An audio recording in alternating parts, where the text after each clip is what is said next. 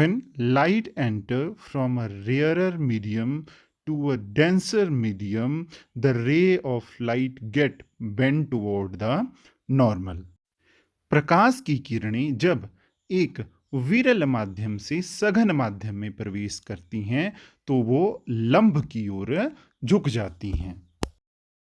This bending of light रे और प्रकाश की किरणों का ये झुकना ही अपवर्तन या रिफ्रैक्शन कहलाता है।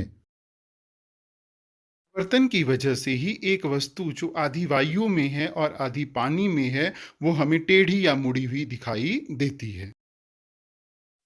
आइए तो चर्चा करते हैं कि अपवर्तन क्यों होता है। What is the reason behind refraction? Speed of light changes as it moves from one transparent medium to another. When it enters from a rarer medium to denser medium, its speed got changed, and that's the reason behind refraction.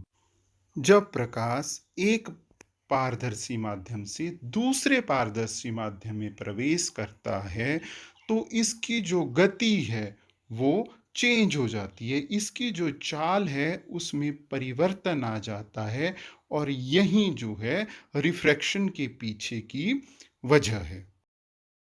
विरल माध्यम में प्रकाश की चाल अधिक होगी और सघन माध्यम में जो है प्रकाश की चाल कम हो जाएगी। Speed of light would be more in rarer medium and speed of light will decrease as the ray of light will enter into a denser medium. Suppose हम गाड़ी चला रहे हैं एक ऐसे रोड पे जिस पे अच्छे से टारिंग हुई है, कहीं पे गड्ढे नहीं है, तो हमारी जो स्पीड है वो क्या होगी? हमारी स्पीड जो है वो अधिक होगी। अब दूसरी बात करते हैं, एक ऐसा रोड जो कच्चा है जिसमें बिल्कुल भी टारिंग नहीं हुई है, तो वहां पे अगर हम गाड़ी चलाएंगे तो हमें अपनी गाड़ी की स्पीड जो है कम रखनी पड़ेगी।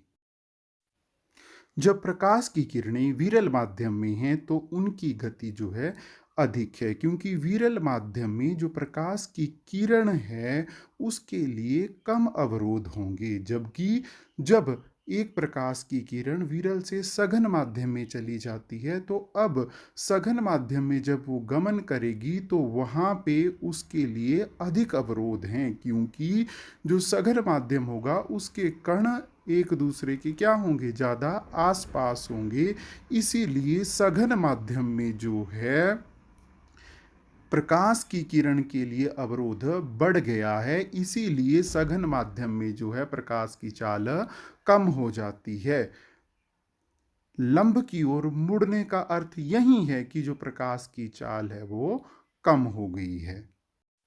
आइए तो एक और तरीके से इसे समझने का प्रयास करते हैं। जैसे हम टाइल्स के ऊपर चल रहे हैं तो हम स्मूथली चल पाएंगे, क्योंकि टाइल्स में जो घर्षण बल है वो कम है। यदि हम मैट के ऊपर चलते हैं तो हमारी चाल जो है थोड़ी सी कम हो जाती है, क्योंकि मैट के ऊपर जो घर्षण बल है वो बढ़ जाता है। तो अब हम यह जानते हैं कि अलग अलग जो माध्यम हैं उनकी अलग अलग प्रॉपर्टीज होती हैं। Different mediums have different properties, इसीलिए जो प्रकाश की चाल है वो अलग अलग माध्यम में जो है समान नहीं होती है। प्रकाश की जो चाल है वो अलग अलग माध्यम में अलग अलग होती है। इसी कारण जो है प्रकाश का अपवर्तन या रिफ्रैक्शन ऑफ लाइट होता है।